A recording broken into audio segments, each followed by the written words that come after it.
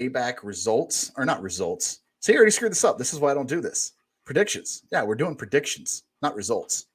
And we're going to be talking other stuff. Bob Barker wants you to neuter your pets.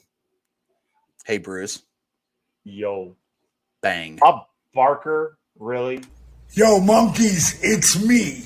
It's DDP. That's right, Diamond Dallas Page, the king of bada bing, the master of the diamond cutter, the three-time world champion, WWE Hall of Famer, and founder and CEO of DDP Yoga. And baby, it is time. It is time for the Towers of Powers, the men of the hour. I'm talking about my main men, the men with the plan. I'm talking about Whiskey Pro and the Brews, baby. And we're bringing you the best in beerskis and whiskeys from the greatest city in the world, Dallas, Texas, home of the Dallas Cowboys. Now, can you dig that, baby? These guys are going to make you boys feel the bang. And that's not a bad thing. That's a good thing. All right, boys, hope you dug that. There you go. Wow. I like that one, dude. I thought you said he wasn't able to, though. No, okay. So, in case anybody's behind, this is only our third show. DDP, I sent him a cameo, and he said that it had to be through the website. So, if you're going to do a Diamond Dallas Page cameo, go to the website. Do not do it off of the mobile app because iPhone charges like 35% on top of Cameo's 25%, so he gets less than 50% of the money. Oh, gotcha. And there's also a business charge as well. So they throw in a bunch of fees at these guys, and he's like, we talked back and forth, and he's like, I'll do it. He goes, it's not going to be a business thing, but I'll do it. So we were able to throw something together. He sent it to me. I loved it. Now, there's only one person that knows about this cameo, and that was Grumpy Grizzly. I'm sorry, dude. I had to get somebody's opinion because nobody else I know besides you and Grumpy talk wrestling with me. So he knew about it. He loved it. I loved it. I didn't know if you would like it or not, but hell yeah. I had to take out a second mortgage for it. It was not cheap. No more now. So you're good, right? No more. I'm good. I'm good. I'm done with Cameo. I may or may not have taken it off my phone. All right. So here's the thing. Live, you're saying right now you are officially done with Cameo. No mas. For the show. Oh, for the show. All right. Well, since you know what, we're live. What do you think about last night's show? Meh. I enjoyed parts of it. Mm-hmm. I watched it before we came on while we were having our spaghetti because tonight was spaghetti night. I don't know. I mean, I've said this and I've said this and I've said this, and already I know that we're on show 3 here, but here's my problem. It left me just, I don't know, just meh. I felt like there was a lot left. They could have squeezed more out of it. Them announcing the Pittsburgh street fight was cool. Kevin Owens, love you, dude. I really do. This is coming from a fan. I know nothing about wrestling other than I'm just a fan and I love the business. The yelling and the screaming towards the end, he lost me. I was just like, okay, now this is just back to the, that's 80s style wrestling where they're just screaming at the camera and you're not really, you're not feeling anything, Right. But the Seth Rollins Shinsuke thing, I don't really care about. The Rhea Ripley story is kind of cool. With I always forget her name. I'm sorry. I'll figure it out. Rodriguez. Oh, Raquel. Thank you. That's kind of cool. I think finally somebody's able to kind of challenge Ripley a little bit. And I think I that's don't think she's gonna win, but it should be really, really good. well, and that's the thing is I think the women's division it lacks in storytelling, right? It lacks in development, and not so much talent. I mean, they've got plenty of talent as far as the females go. It's just the storytelling is just not there. It's just not. So I think this kind of brings a different element to it. Now, what will they do with it going forward? Who knows? It may be really good, maybe really bad, maybe meh. We'll see. The Chad Gable, of course, I love watching him wrestle. I know it's corny and it's gimmicky, but he can actually wrestle, man. And I said this last week, and I'm going to say it again. I really think he is the second coming of Kurt Angle. Am I saying he's as good as Kurt Angle? I might have jumped the gun a little bit. I don't know if he's as good yet, but I think he has the potential to be as good as Kurt Angle. But I mean, so there's a few different, fights that I'm kind of interested in, but there's not really a fight that like, I'm like, oh man, I gotta watch that. I gotta see this, and that's what kind of sucks with this pay-per-view is there's nothing that really, I don't know, stands out to me, I guess. What about you, man? I'm always gonna watch a Rey Mysterio match. So his rematch with Austin Theory for the U.S. title, I'm kind of digging that. You already kind of suspect how it's gonna play out, but that's one I'm still really going for. LA Knight and The Miz. That's another one where you already kind of in advance, what's gonna happen. LA Knight. It might be a little back and forth, but easy dub for LA Knight. You know what I mean? Well, and here's the thing is I like watching the Miz wrestle. I think he's great. A lot of respect for the guy. LA Knight's doing his thing, whether he's the flavor of the week, the month, the year, and he burns out in 6 months. I don't care. Right now, I'm with a lot of people. I'm riding that wave, right? But they're not fighting for anything. They're not fighting for a title. They're not fighting for number one contender spot. It's just a feud. And while it's fun to watch, I feel like they're missing something there. I think it's setting up LA Knight to challenge Austin Theory for the U.S. title.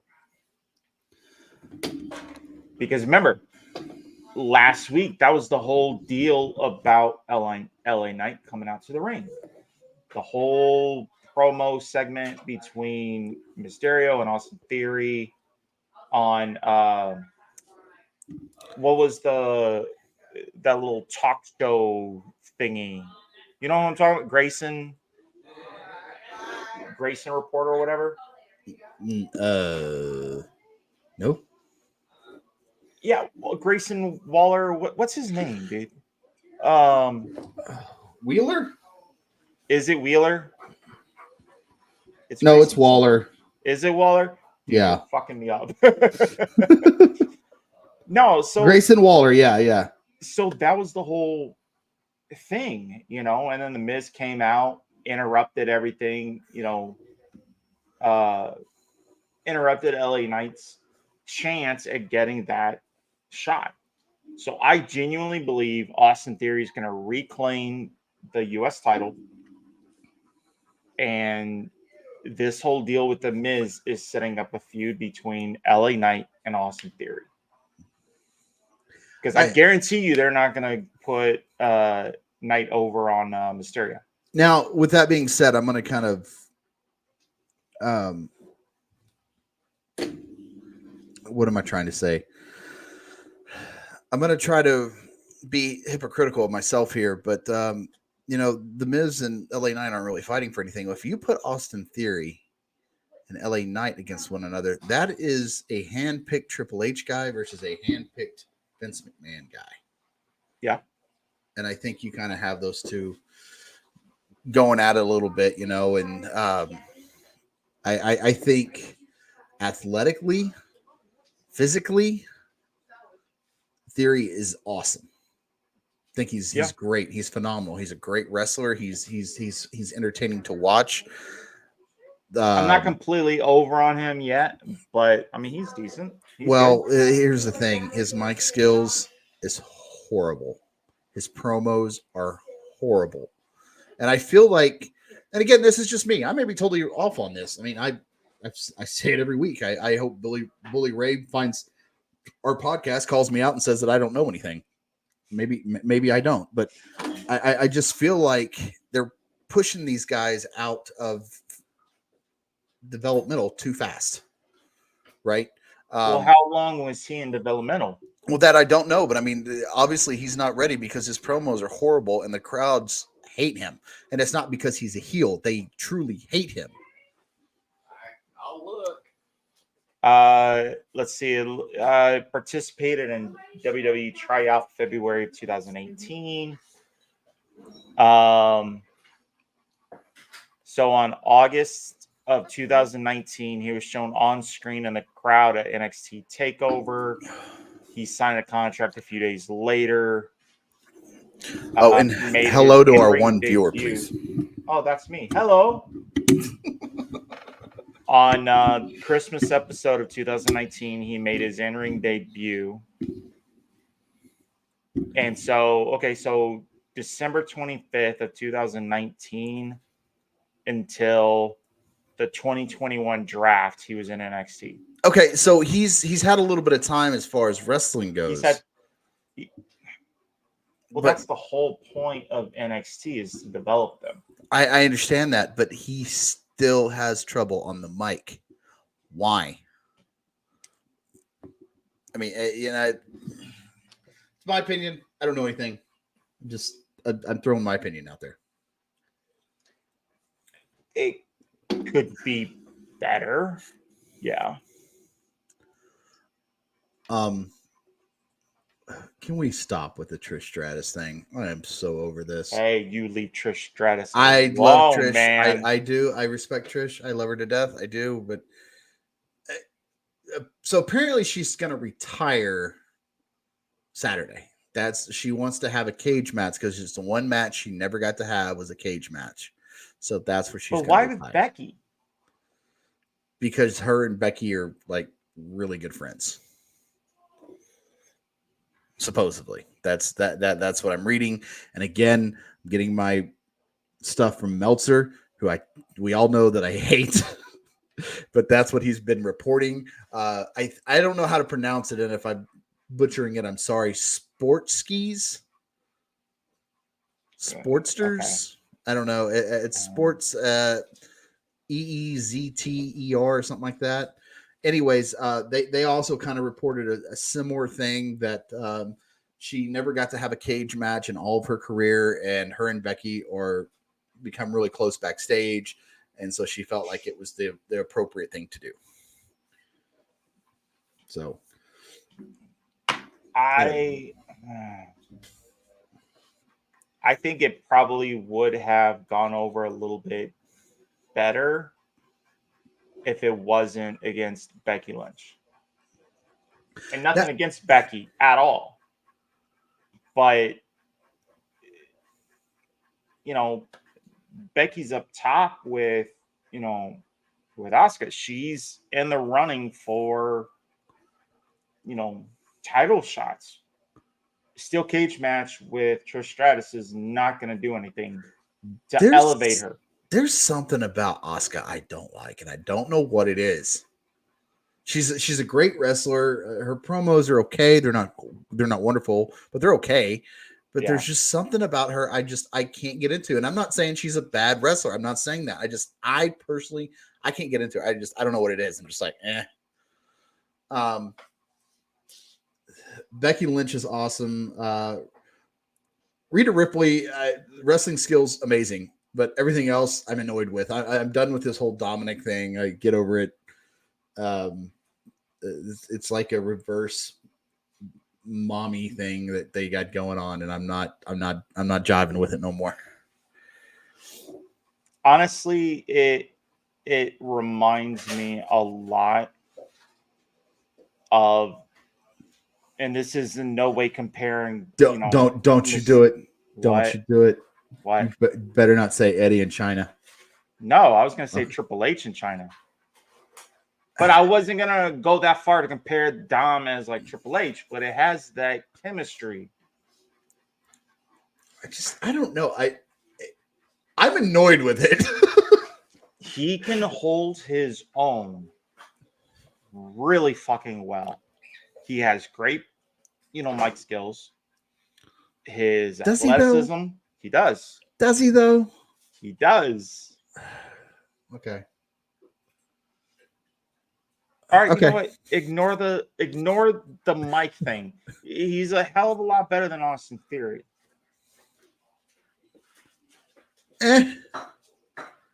Yeah. Okay. Yeah, I can see it. Okay. Yeah. Now that I think about it, yes, I can see You're that. trolling Okay. me now, man. No, I can see it. I really can. I can see that. I had to think about it, but understanding his heritage, where it came from, he's like a 5th generation wrestler. So yeah, I can see it. Yeah. Yeah. Okay. I mean, he literally learned everything from Eddie, Chavo, Ray, Edge. So, I mean, you put that with what he's able to accomplish in the ring, whether you have Judgment Day interfere or not, just him as a solo, he can hold his own. So I guess we ought to talk about beer too, since we're doing that. I guess if we have to. I mean, we've only been live 15 minutes, so we haven't even said anything about the beer we're drinking tonight. So, well, I'm afraid for you to say anything because you apparently didn't like it. I love my shit. Where'd you go?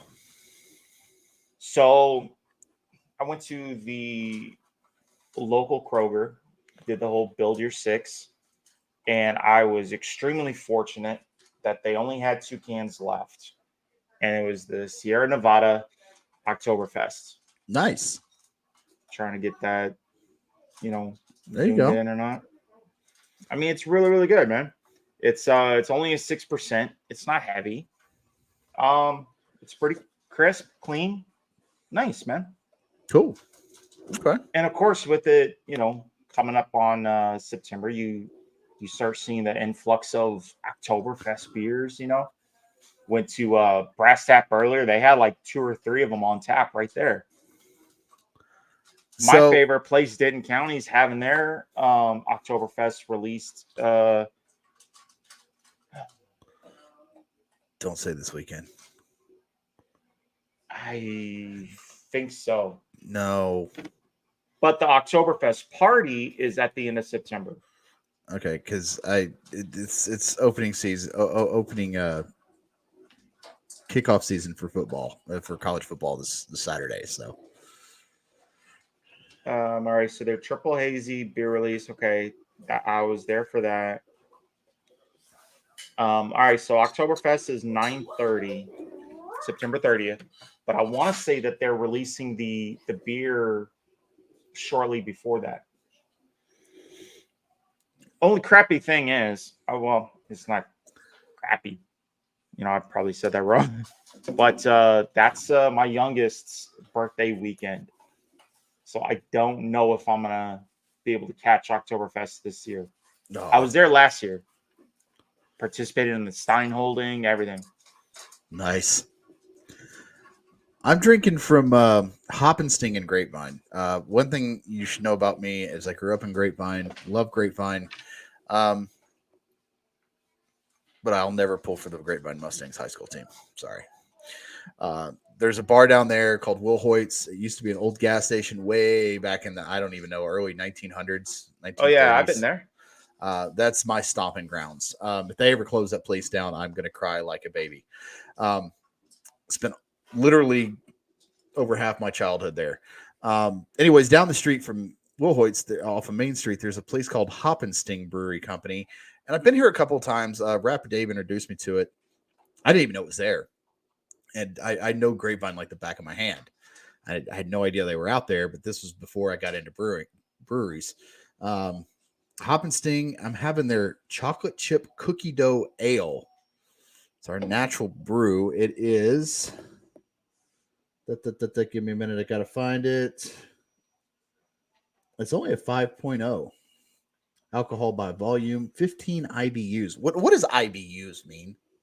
IBU, International Bitterness Unit, or International Bitterness either bitter unit or bitterness unit.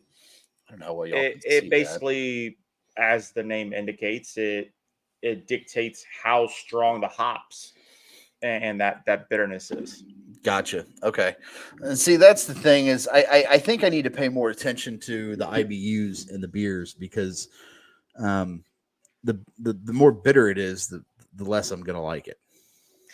Yeah, you're always gonna find stuff like ales, lagers. They're gonna have IBUs probably in like 15 or lower, stuff like that. The only time you'll have like a high IBU is either with obviously West Coast IPAs, Right. maybe a stout or a porter, depending on what it is. Just because it's so heavy. You know what I mean? Right. Real quick, short announcement while I'm thinking about it. And Bruce, if I'm wrong on this, correct me, but there is no show next week. Is that right? That is correct. Okay. My boys got football. Let's go. From time to time on the show, we will probably have to skip a week. Bruce has kids. I have kids. We have a lot of football to go to, a lot of dance recitals, a lot of choir concerts, a lot of band things, yada, yada, yada, kid stuff, family stuff, right?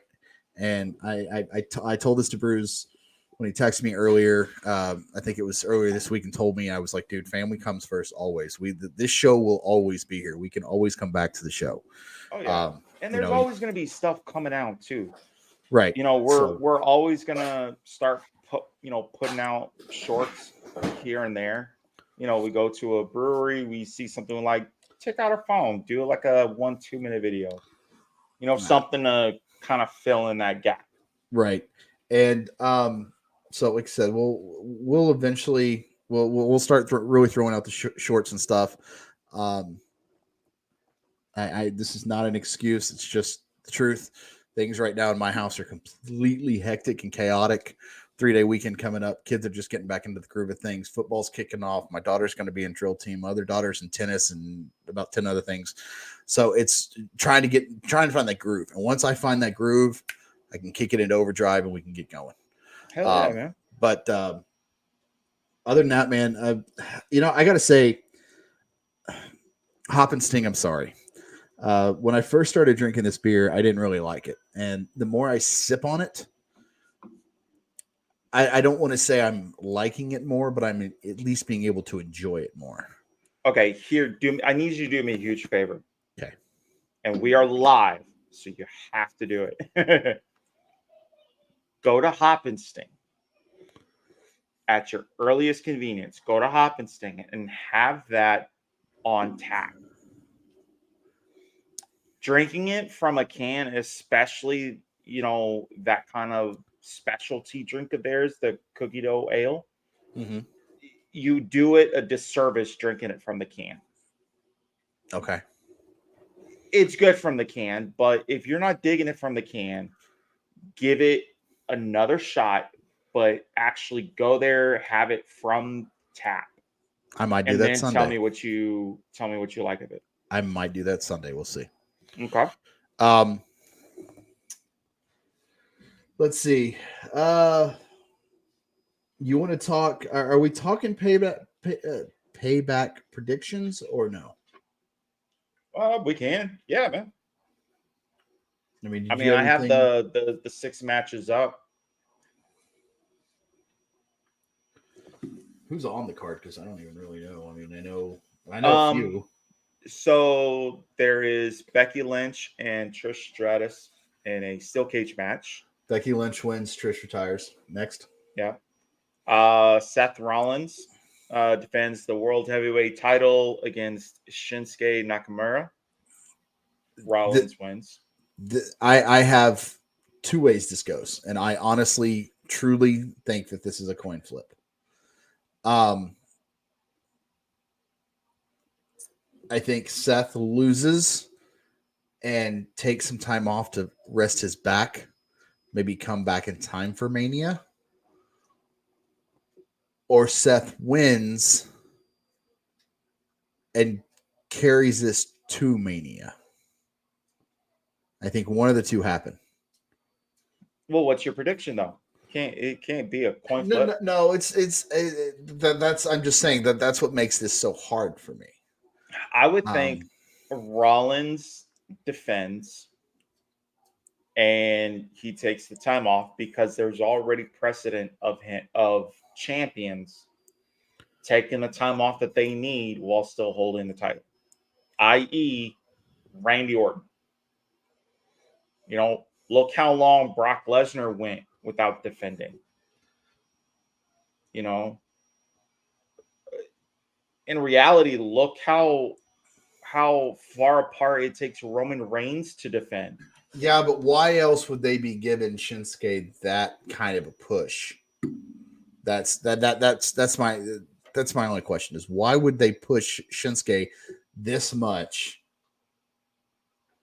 Because when they have so much other talent lined up, you've got the LA Knights, you've got the Miz, you've got the Finn Balor's, you've got the Usos, you've got Solo, you've got Sami Zayn, you've got KO. I mean, you have a star-studded list of athletes who are more than capable of taking the torch and running with it, even if it's for a short time. You know, I'm not against seeing a different champion every 2 months. I'm not. I think it'd be awesome. I have a response to that, although I don't know if it's necessarily going to offend anybody. I think Shinsuke Nakamura or Mura, whatever. I think the reason he was given this push and the match is not for him to win, but it protects Seth Rollins. If he legitimately has back issues, they're not going to keep throwing him to the wolves with bigger, muscular guys. He can hold his own against them. But why risk it? Well, put in someone who's about his same height or smaller, not necessarily built, very, very athletic and agile, which matches him. hell, give him Rey Mysterio, and that's what I said. You know, you got Sami Zayn, but look at the card though. Zayn is already kind of booked since WrestleMania. He's already in his own thing since like February and March. Rey Mysterio has been in his own thing for since a little bit past WrestleMania. Who else you got? LA Knight. I think the whole thing with LA Knight, they're pushing him. I don't think they truly believe he is a main eventer yet to hold that world heavyweight title for Raw. But I do think that giving him a push for the U.S. title is going to be a good thing. What they're doing with LA Knight is the same thing that they did with Matt Ryder, Long Island Iced Tea, because I'm telling you, LA Knight and Matt Ryder are almost the same identical person. He got over on the crowd and people loved him. And he won. I can't remember if it was Intercontinental title, a world title. He won some type of a title at a pay-per-view and then turned around the next night and he lost it. He was champion for 24 hours and then he got another push. Never got another push. There was no rhyme, no reason, no nothing that ever came out about it. Well, look at Jinder Mahal. We were talking about that a couple weeks ago. You know, but the thing with WWE is I think right now, and again, maybe I'm wrong. I hope I am. They're trying to see how long the crowd or how much the crowd is really into him. Throwing some different stuff. And right now I think they're having fun with it and seeing what sticks. The problem is everything is sticking. Yeah. So when they find that one thing that doesn't stick, they're going to be like, okay, there's the light bulb. We know it doesn't work with this guy. You know, and I think the Miz is the perfect guy for him but I think Seth Rollins could get him over just as easily. I really do. Yeah, but here's the thing with that, though. I truly believe Seth Rollins is going to win on Saturday. Okay. And having LA Knight try and get a push against Rollins for Raw's title, in my opinion, Rollins is not ready yet to pass the title on. So you're essentially setting up LA Knight to fail. So I think that would damage his push. I don't. I'll tell you why. He loses to Shinsuke, right? Rollins? Yeah, let's say he does. Okay. So let's say Rollins loses to Shinsuke. Rollins takes some time off. Okay. Enter LA Knight. He wants that. He got Miz off of his back. Obviously, I'm picking LA Knight to win his match against the Miz. Sorry, Miz. I like you. Don't love you, but I like you. And I think what that would do is that would throw in a LA Knight comes after Shinsuke going, hey, dude, look, I'm here. The crowd loves me. Everybody's into me. You have what I want. You're in my way. Give it to me. And they go back and forth. They have a feud. Maybe it lasts up to the Royal Rumble. Maybe it lasts up until right before Mania. I don't know which one's before Mania. And then before Mania? Yeah. That is, it's not Survivor. Well, regardless of what it is, the pay-per-view before Mania or before Mania, Seth Rollins comes back and goes, I want my title back. Thus, you have Seth and you have LA Knight. Okay. If we're going by this year's schedule, Elimination Chamber would be about a month and a half before WrestleMania. Okay. The current schedule as it stands, they have Survivor Series on November 25th, and then after that is WrestleMania in April. So they haven't filled in that gap. Gotcha. Obviously, Royal Rumble is going to be January. So I don't know. Okay, so I'm picking Shinsuke. You're picking Seth. Yeah, I'm going for my boy Seth, man. So let's. I want Seth to win. I want to make that clear. But I'm thinking Shinsuke is going to win just to give Seth some time off. I think he deserves it. Who else you got? All right. Rhea Ripley defending the women's world title against Raquel Rodriguez. Okay, and Ripley. again, I got Ripley. I think it's too early for Judgment Day to fall apart. Oh, it's already falling apart. It's falling apart, but I don't think if Rita does lose, I think that would be the straw that broke the camel's back. If she loses. But I don't think she does. I think Rita wins. I hate to say that, but I think she wins. All right, what you got next? Rey Mysterio and Austin Theory, U.S. title. I'm not really feeling this one, honestly. No offense to Rey. Amazing career, amazing guy. Talented as they come, but I have no desire to watch this. I'm going to say Rey just because I don't really know. I would say Austin Theory reclaims the title. I would love to see Mysterio keep it, but he's kind of at the tail end. I mean, think of Edge. I think Austin Theory beats Mysterio, claims the U.S. title, and that sets up a feud between Austin Theory and LA Knight. Okay. What's next after that? LA Knight and the Miz. LA Knight and the Miz. I am all aboard the LA Knight train. I'm riding this sucker till it's completely dry. Give me LA Knight. Okay. Yep. Same. LA Knight. And then the sixth and final one, a Steel City Street Fight, baby. Let's go. For the tag team, undisputed tag team titles, Kevin Owens and Sami Zayn against Finn Balor and Damian Priest. I'm telling you, this is when Judgment Day breaks.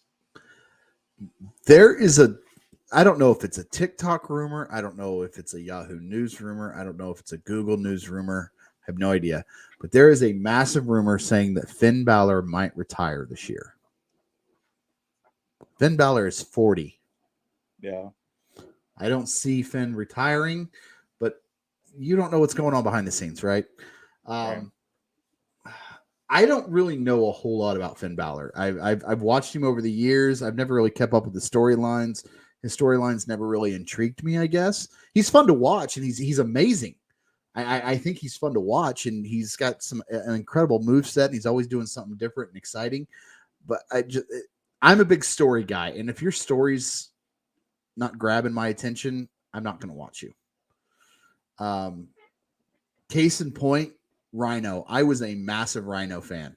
Loved Rhino. God, I haven't heard that name in ages. I was a huge Rhino fan. And then I started watching his storylines, and I was like, this guy sucks. He's horrible. And then you take another one. Crash. Who remembers Crash Holly back in the day? Yep. Hardcore Holly. Yep. Yep. You had Crash Holly. Now his stuff was more wonky, goofy kind of stuff, right? But it was still Snow. Fun. Oh, we got to talk about Al Snow. Dude, I love Al Snow. The fucking mannequin head. Let's go, man. Put that on my shirt list. I want the shirt that says "Got Head." Yo, dude, I love Al Snow, man. But Al Snow's amazing. He's on Cameo, by the way. No, I just Crash Holly was funny, and his wrestling was horrible. I mean, it was very generic for that that time period. But it was funny. It kept me entertained, and I kept coming back for more Crash Holly. And that's what I'm saying. Like if their story doesn't grab a hold of me in some way, whether it makes me laugh, whether it's just ridiculously funny, or it's more of a serious story, like say the Bloodline. And I only use that because that's the only current one I can think of off the top of my head. But if it doesn't grab a hold of me, I'm not going to really get into your wrestling. You can do all the high flying stuff and twists and turns and death defying stuff, which is cool. But there's not really going to be a whole lot that you've done that I haven't already seen as much as I've been watching wrestling. Right. And that's going to go for a lot of wrestling fans. I've seen indie shows. I've seen ECW. I've seen WCW, WWE, WWF, the Golden Era, the Attitude Era, the PG Era. There's not a whole lot that I haven't already seen. So do all your cool tricks, spin off, hit your guys with the cinder block over their head 10 times. That's cool, but what's your story have to offer? That's just how I am. And again, I love Finn Balor. I think he's fun to watch. If your story isn't there, or if your promos aren't there, I'm out. So, but yeah, I think the Judgment Day falls apart here. And honestly, I'm a KO fan. I'm a Sami Zayn fan, so I'm pulling for them. I'm hoping they're going to win. I say they're going to win. I think Owens and Zayn will retain, and I genuinely think, just as they've been setting up for the last couple of pay-per-views, something goes on between Finn Balor and Damian Priest. It's like the final nail in the coffin. They may not separate at this pay-per-view, but if they don't do it at the pay-per-view, it's going to be the Monday after. Right. You know, it's going to be on the Raw right after. Something is going to split it up. And I genuinely think Finn Balor is going to turn. I don't think he's going to retire. If he does, it's going to be a little bit later on, but I think he's going to turn face. And that's what's going to start a feud with Damian Priest. Now, let's talk real quick because we're going to have a whole you know what? I think that's we're going to talk next show. I think we need to talk about the wrestling lingo a little bit. But to give you a little bit of insight, wrestling lingo, when you say face, you're saying a good guy. Baby face is a good guy, is the good wrestler that everybody loves, everybody cheers, like an LA Knight, a Seth Rollins, Sami Zayn, Stone Cold Steve Austin, The Rock, Hulk Hogan before he turned NWO. That's a baby face. A heel, obviously, is a bad guy. Yeah. You even have the baby heels. Yeah, you have that too. I.e. The Rock. I.e. Stone Cold. I.e. The Undertaker. Yep. You know, so there are different good and bad. You know, you call it getting cheap heat. Sometimes getting heat or getting cheap heat. That's where the fans boo you or they don't like you. What cheap heat is like when you spit on somebody or you know, curb stomp their toe or, you know, something stupid and just take a fan sign and rip it in half. That's cheap heat, right? I could write a book about my wrestling knowledge. And then again, I'm not a wrestler. Never have been. I have been to wrestling school twice. Fun fact. I've not been in years. I don't know if I can still do it, but I want to. But no, man, like I said, I'm not really looking forward to Payback. It's just one of those, to me, it's just a filler pay-per-view. But I do want to get into something a little different. I'm not an AEW guy. Never have been. I watched when CM Punk showed up. I watched when John Moxley showed up, aka Dean Ambrose. Dean Ambrose has gone John Moxley over there, and he is on another level. He had spaghetti hammered into his skull. Why? Yeah.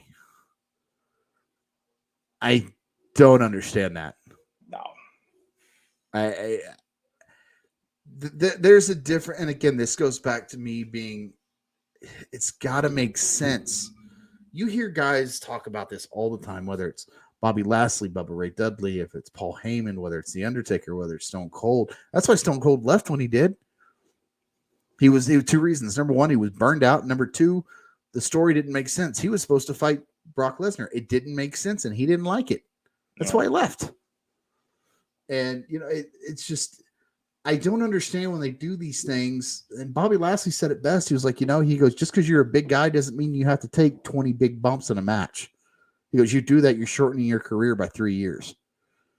Take 1 or 2 big bumps, let things settle down, let things set in with the crowd, and then go. But you don't need all these big bumps and all this crazy crap. And I understand what I said earlier. Well, I've seen it all, I've done it all. Yeah, that's great, but I don't want to see somebody get spaghetti noodles driven into their skull. I don't get that. I mean, is that just the old guy in me or what? No, I think Moxley has always been similar to Foley. He just didn't come from the ECW era to back it up. Right. I think Moxley has always been influenced by, you know, the late Terry Funk, you know, Mick Foley, you know, what's his name? Perry Saturn. Wow. Raven. Yeah, but Perry Saturn and Raven never really did stuff like that. Raven did. Well, yeah, in his hardcore days. Okay, yeah, Raven did. You're right. Perry Saturn never did that. ECW time. You know, you had all these guys. Who is the ringleader guy? It wasn't like he was known as the head guy in ECW. Tommy Dreamer? Dreamer, thank you. I was about to say, I know it's not Paul Heyman, but there was another guy that wrestled. Tommy Dreamer is Tommy Dreamer. And I'm going to say something right now, and I hope, pray, and you can clip this if you want. I don't care. Tag him on Twitter because he actually responds. I have it. He responded like 3 of my Twitters. Nice. Tommy Dreamer is one of the most underrated minds of this generation. Dude, I love Tommy Dreamer. Tommy Dreamer is amazing, and I'm going to tell you why. This is a guy that has literally gone out and made millions upon millions upon millions. He has worked for the biggest company, WWE. He has worked for ECW. He even still to this day goes to the indie shows and will wrestle just to put somebody over with their crowd. It doesn't. He's done it. He's done it. That Metroplex Wrestling, the place I keep telling you about in Hearst. Yeah. He wrestles there once a year, just randomly. He just shows up and he wrestles. And a lot of times it's to get some kid over who's been there for a little bit, and the kid's good. You know, his mic skills are okay. I mean, it's indie wrestling. You know, your mic skills aren't going to be all that great, but right. Just to kind of get the crowd into it, because you have those diehard indie fans that, you know, they show up and they go to every single show every Friday or Saturday night. But he will show up, make an appearance, and wrestle the kid and put him over with the crowd, and then he'll leave. And he has come out and said time and time again, I follow Metroplex Wrestling on all my platforms. And he's come out and he said, Metroplex Wrestling has one of the most underrated wrestling programs in the entire country. And that's saying something from a guy that's literally wrestled everywhere. Yeah. He's been to New Japan. He's wrestled all over the world, and he's coming to North Texas, a little podunk, nothing indie show. Sorry, Metroplex Wrestling. I don't mean anything negative about it. It's just speaking the truth here. And he's saying, y'all have something here. Your fans are amazing. Your talent's amazing. Your producers are amazing. You guys have it. That says something about you. Yeah. Now, granted, to the majority of wrestling fans, would that mean more coming from a Rock or a Stone Cold? Yeah, absolutely. Of course it would. Of course, they're bigger megastars, superstars, right? But to hear that from Tommy Dreamer, a guy that has done and seen it all, while he may not have the name The Rock or Stone Cold, I tell you what, he's got a lot of respect from a lot of people. Oh, yeah. So, huge shout out to Tommy Dreamer. I think there are 3 minds of wrestlers that are completely underrated and they don't get enough credit. Al Snow, Dustin Rhodes, and Tommy Dreamer.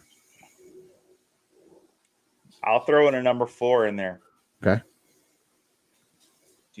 Now I'm probably going to get a lot of fucking shit for this, but I stand by what I'm going to say. Val Venus. I don't know much about him, honestly. I know he had that whole gimmick in the 90s, but in the early 2000s, but I never really got into his character. I thought he was funny. It was fun to watch. It was like one of those, you know, for lack of a better word, weird gimmicks, similar to Al Snow with the mannequin head, you know? Right. Yeah. But damn, dude, Val, he was super underrated. I mean, I watched all of his stuff. Every time I knew that he was going to be on television, man, I was there. I was watching. I was tuned in. I'm sorry, random thought. I was watching TikTok the other day, and there was a thing of Val Venus and Mick Foley. I think he was actually Mankind. And they were standing in the ring, and Mankind had like this, you know, plaid checkered shirt on, but he still had the mask on. Yeah. And he was like, you have something I want, and if you don't reach in there and reach in your pants and pull it out, I'm going to put my hand down there and I'm going to pull it out. The whole time he's talking about Mr. Sacco, because that Val Venus had Mr. Sacco. But That's not where my this is going. dude. And it was amazing. I completely forgot about that. And I remember like all those memories as a kid, just like I remember being on the floor just laughing hysterically, seeing this live. Oh, And like I couldn't believe whoever wrote that was a genius. Because it's all the sexual innuendos and everything else. oh yeah. And it was so funny. And for you to bring up Val Venus, just immediately, that's where my mind went. It was just like, oh yeah, I remember that guy.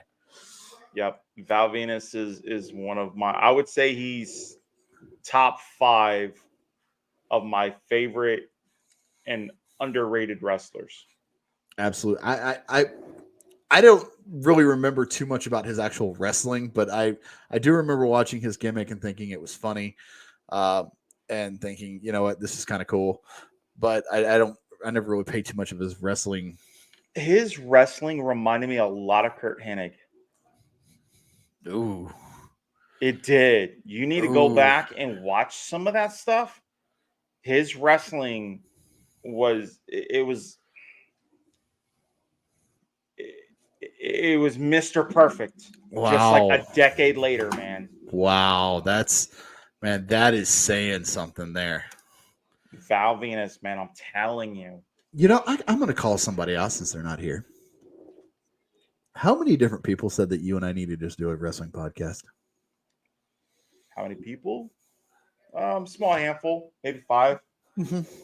10 is probably pushing it, but has any of those 10 people showed up?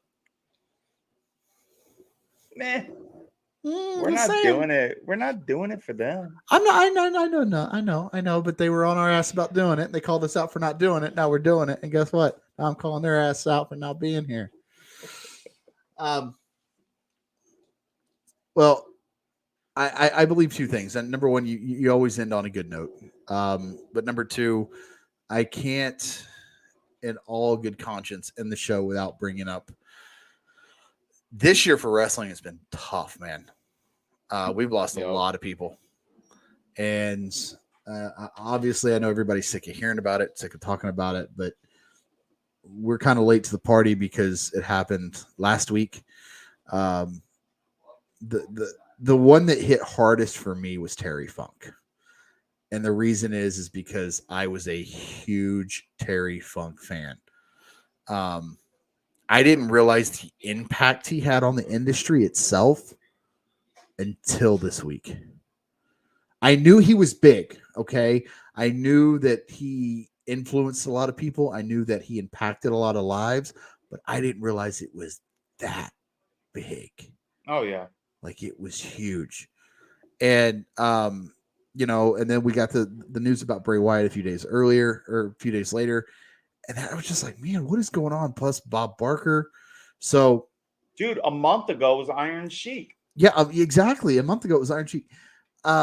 So just real quick, I don't want to make this a long drawn out thing, but I want to take 15, 20 minutes and just talk maybe our favorite memories of Bob Barker, our favorite memories of Bray Wyatt, our favorite memories of Terry Funk.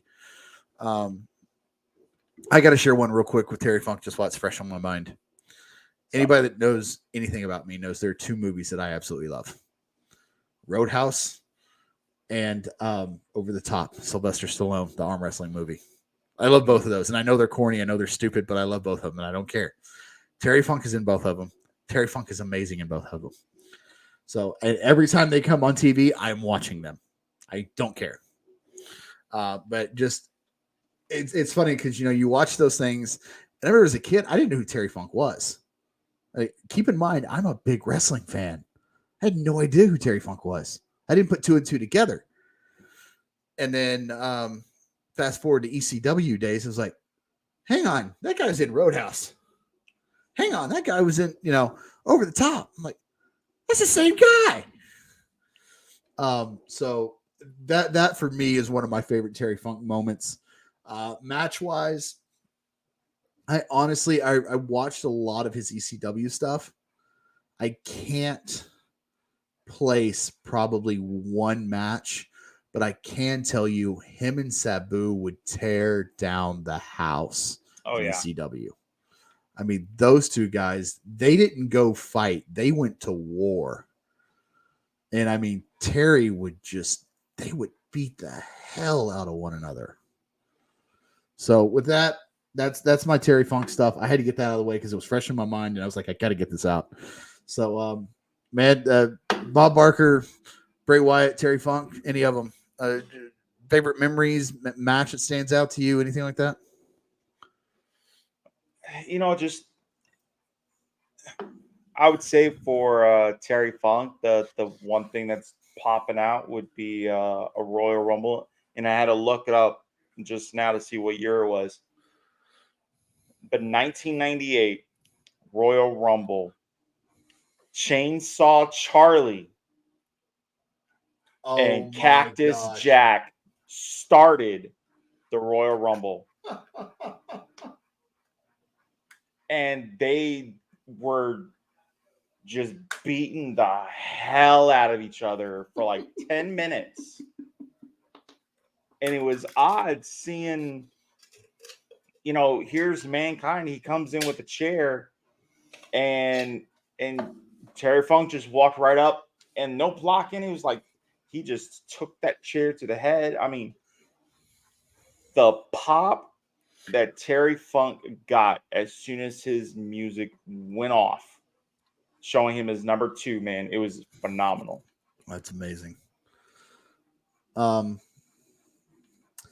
So I mean this in no disrespect. And I'm not one to talk ill of the dead. I'm not one to talk ill of anybody who has passed. But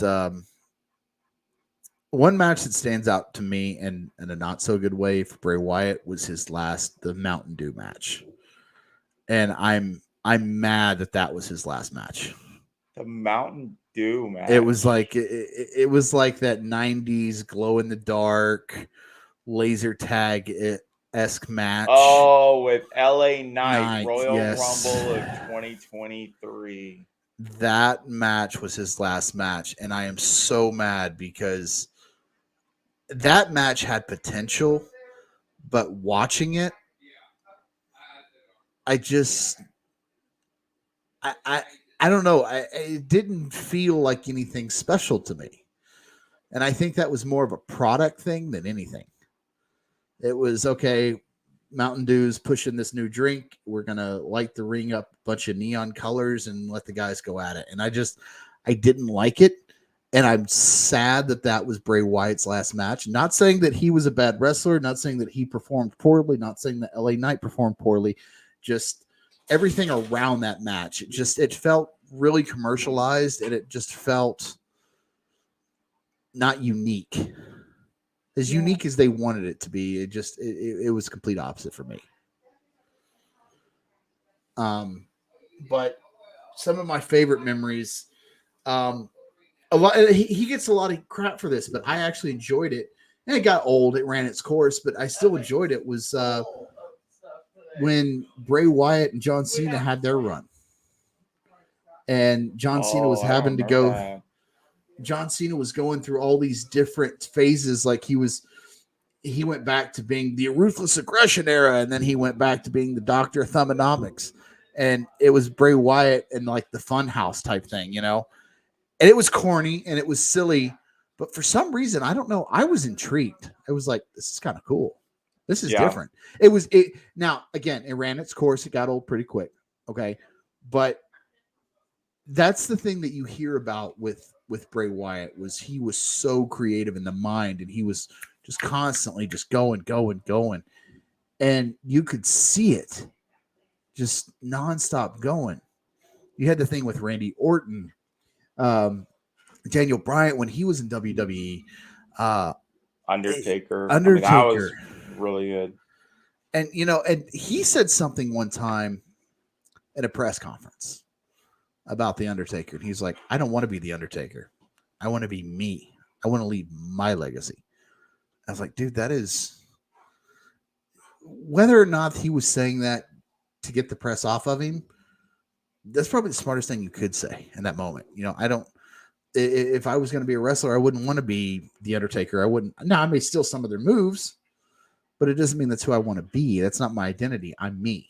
Don't try to compare me to somebody else. I mean, you're not going to compare Ric Flair to John Cena. You're not going to compare The Rock to Stone Cold. You're not going to compare Andre the Giant to the Big Khali. You're not going to compare Roman Reigns to Sami Zayn. You're not going to do it because it's not the same person. Yeah. You know, and that's what's so great about Bray Wyatt. And it sucks, man. It's just like, I was shocked. Is that for me personally, the Terry Funk one hurt the most, but it doesn't take away that it's sad that Bray passed. And my heart goes out to him, his family, and, you know, the wrestlers, the fans, everybody, because it sucks, man. You're like, this guy was I think the fact that old. he's, you know, you put it in a comparison, Bray Wyatt and Terry Funk. With Terry Funk, it's almost like Iron Sheik. You look at the age, you know people don't last forever. Right. You know what I mean? He's an older generation. Mm-hmm. Same thing as, and I'm probably going to get a lot of shit for saying this, but the unfortunate time when Ric Flair will eventually move on, you know? Well, but we all die. I mean, Exactly. But But nobody the fact lives that forever. Bray Wyatt was in his mid-30s. Except for Elvis, he's on vacation. Yeah, of course. He's visiting the aliens. Okay, yeah. But the fact that Bray Wyatt was in his mid-30s, I think, is what made it more difficult. It's the same thing when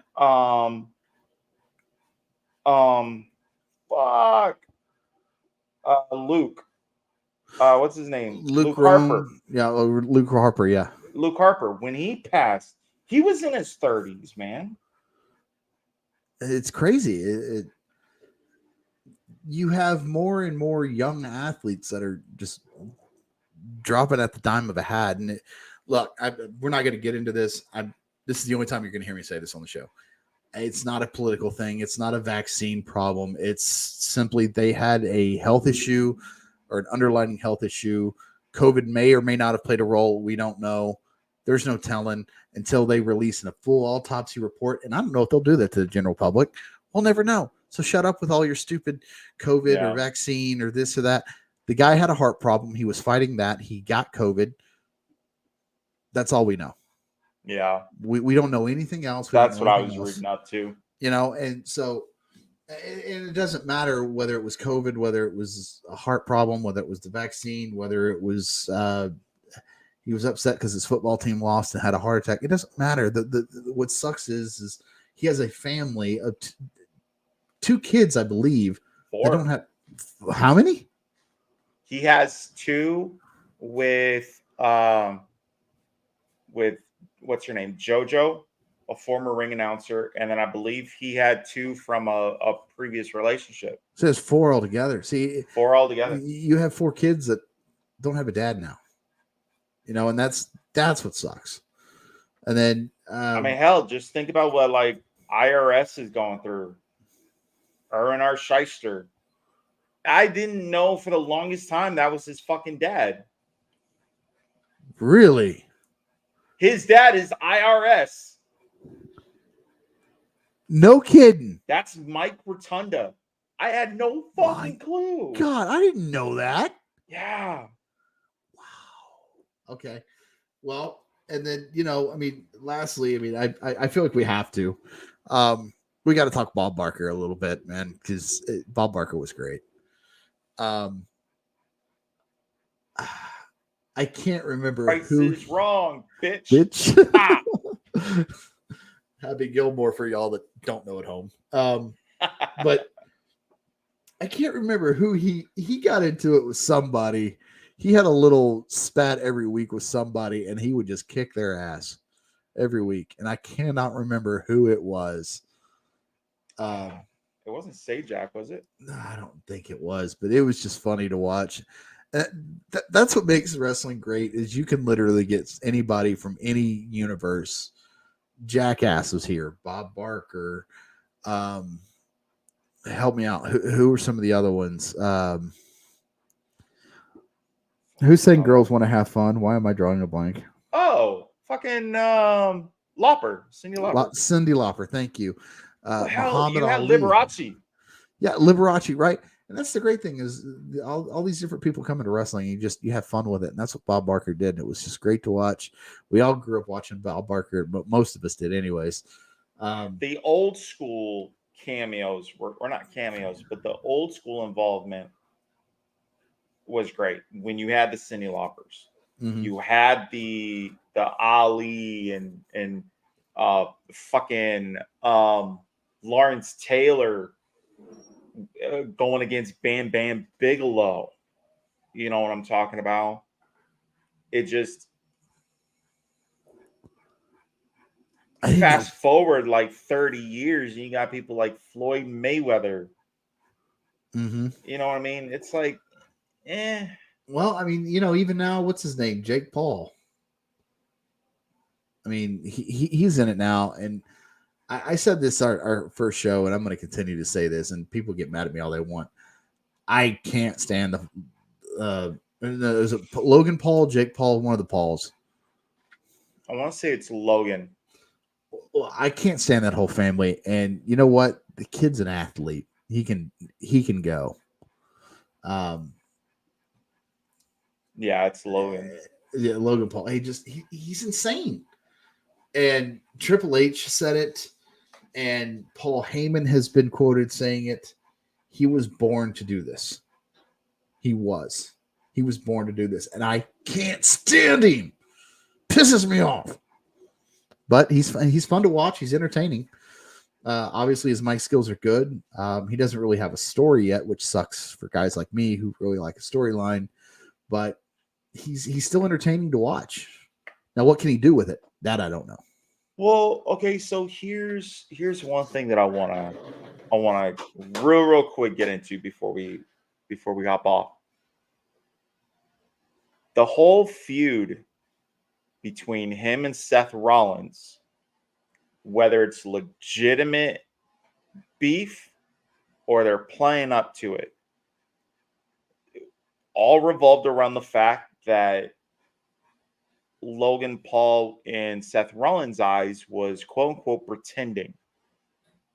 He wasn't in it for the sport or anything else. But you also have people who have come in from another background, i.e. The Miz. In reality, you had Baron Corbin. Wasn't he a football player? So it's like, at what point? Now, if he was... You're thinking of Pat McAfee. No, I'm thinking of Baron Corbin. And Baron Corbin now, but... Or Pat McAfee.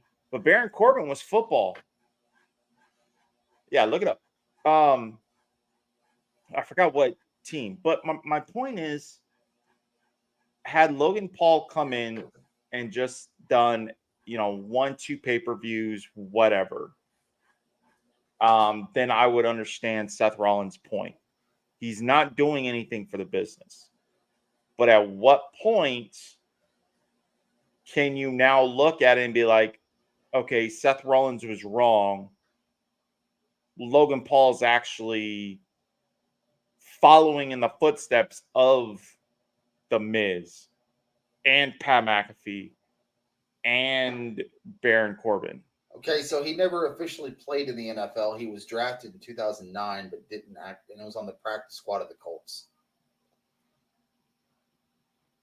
Practice squad, dude. He was in an NFL.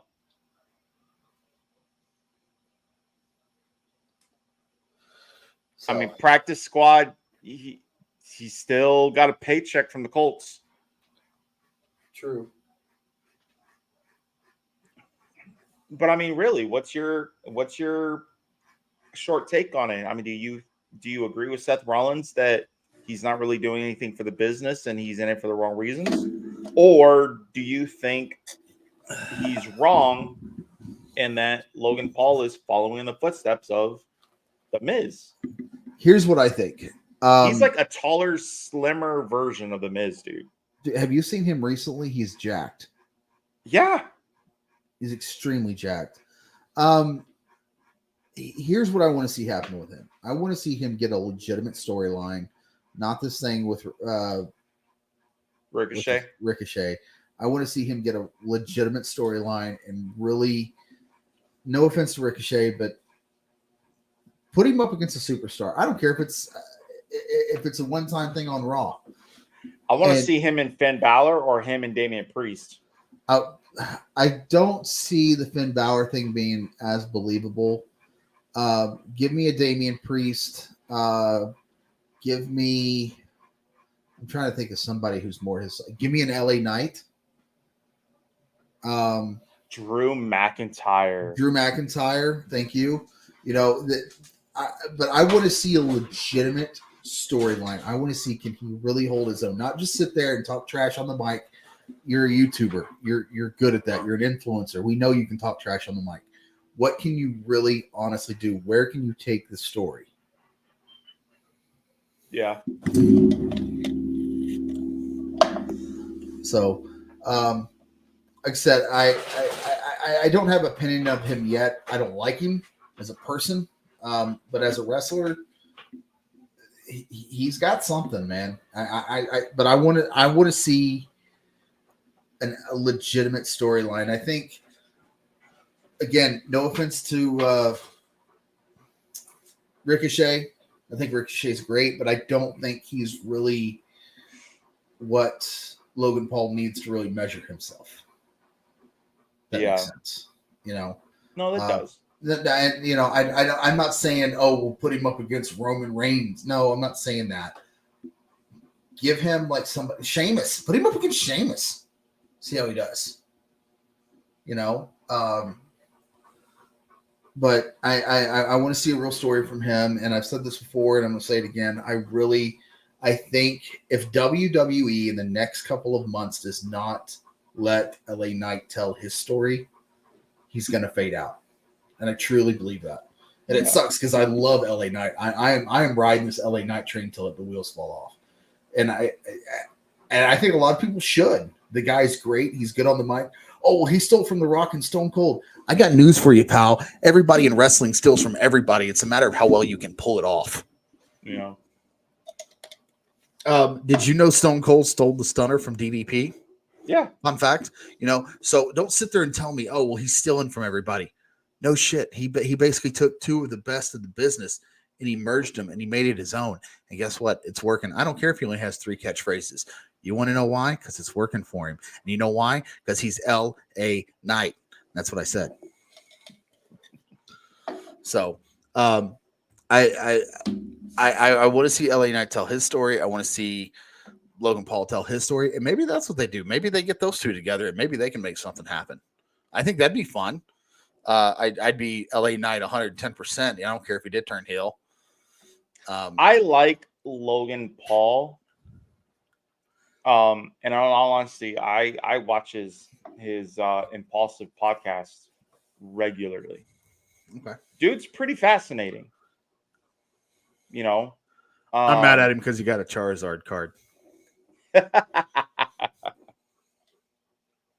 Well, you can hate on, man. I don't collect Pokemon cards. I don't either, but I want that one.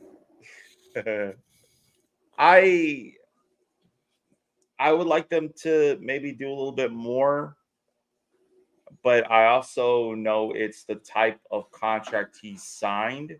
You're not going to get that much more. That's fair. You know what I mean? Right. He has, at this early stage in his career, he has the type of contract that John Cena has, or Undertaker, or... And see, that bothers me because he hasn't earned it. He hasn't earned that right. Speaking of which, Cena comes back on Friday. Oh, does he? He does. Okay. I don't know. I'm not going to be watching it live. I'm going to have to watch a replay of it. I got a lot of things going on starting at noon on Friday. So I'm going to be kind of MIA on the weekend. Okay. I got video games, bro. I'm Speaking of, you still need to get everything set up for it. God damn it. For Harry Potter? Okay. No, fuck Harry Potter. Oh, you did not just say that live. Fuck Harry Potter with a broom. I hope the motherfucker gets splinters. Oh, I'm gonna so clip that. Get Destiny, bro. I got Destiny. Then we need to play, man. I'm not good at it. They have the re-released raid coming out on Friday, so Okay. I'm gonna fail at it, but I'm gonna participate in trying to get the world's first. So fingers crossed. All right, man. Well, do you have anything else, or do you want to keep going? We still. Oh shit! We didn't even rate our beers yet. Holy shit! Well, considering you said you didn't like it and everything else, I'll be fair with it. I'll be fair. We said 1 to 5. I'm going to give it a 3.5. Okay. It kind of grew on me toward the end. I didn't like the beginning of it, but it kind of grew on me a little bit. It had a very, I don't want to say, I don't know if chalky is the right word, but it was like a very dark chocolate kind of feel to it. And I know that's not what it was. It was cookie dough. I know that, but just that's how my taste buds received it. If that makes any sense. I got you. I mean, hell yeah. Since I've already had that particular beer, I'll rate it like a 4.5. I really, really like it. Okay.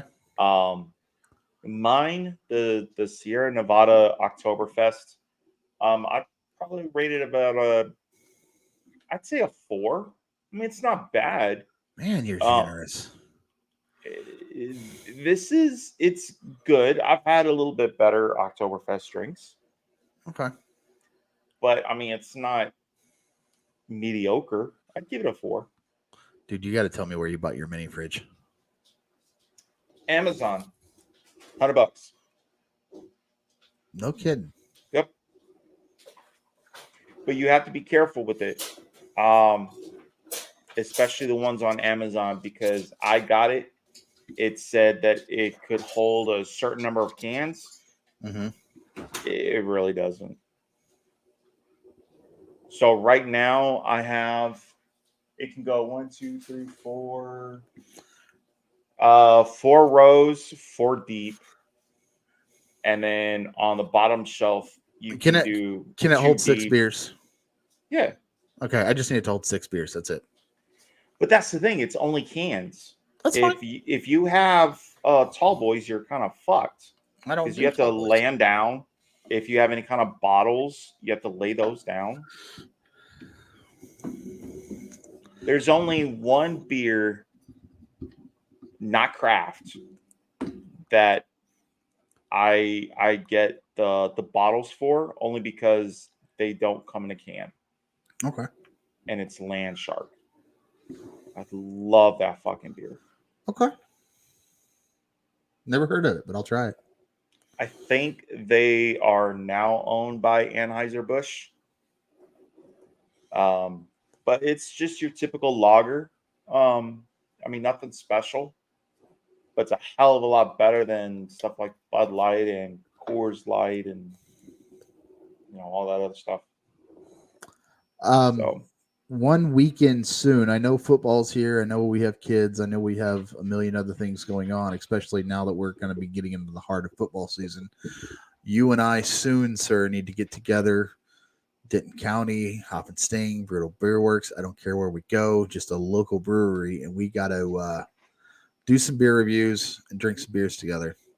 Hell yeah. As much as I love doing the podcast with you, as much as I love sitting here talking wrestling and talking beers and shooting shit, we've got to actually go out and kind of rub some elbows with some people, if you know what I'm saying, and get out there a little bit. So, but man, I'm ready for the weekend, and it's only Tuesday. It's been a weird day. Not wrestling related, and I know probably 90% of our audience doesn't care about this, but I have to brag for just a second. I got to meet and shake hands. And I even got an autograph with Mr. Randy White from the Dallas Cowboys from the 80s. And dude, he is honestly one of the sweetest guys you'll ever meet. And he was mad at my boss because my boss made me go back to work. He was like, I want to talk football with this guy. So it was a really cool experience. And honestly, that kind of, I've been telling everybody about it, and it was really honestly the highlight of my day. It really honestly was. One of the nicest, most genuine people you'll ever meet. And the guy's an absolute sweetheart. Nothing but good things to say about him. And it was funny because he was like, why are you not playing football? And I was like, have you seen me? But no, he really was. It was a great experience, and I had to share that kind of a feel good moment. Like I said, I know we talked about the Bray Wyatt stuff, Bob Barker and Terry Funk, but I'm a firm believer that every show you got to end on a good note. So that being said, 3.5 for this beer for me. I'm sorry, Hop Sting. I do like y'all. I really do. I love Grapevine, but it's just I'm still getting used to the beers, man. I don't know what it is with my palate. I mean, we know that I'm a Whisky guy now, but we'll find some. I'll find some different beers. And episode, I'm thinking 5 or 6. I'm gonna do my first whiskey of the show. Nice.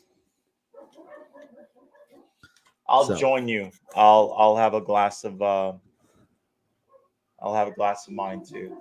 I'll even see if I can't find you some Witherspoon. Ooh. So, because I still have my salted caramel. There you go.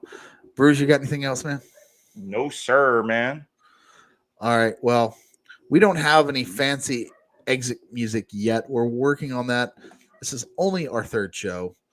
I gotta say, I felt this one was a lot better than our 2nd show, and that was all on me. I was horrible our last show, and I apologize, but it happens. I'm gonna have bad shows. Other than that, I got nothing. It's been fun. Hell yeah. As always, I'm the Whiskey Pro. I'm the Brew Man. I don't know. See you guys next time. Remember, no show next week.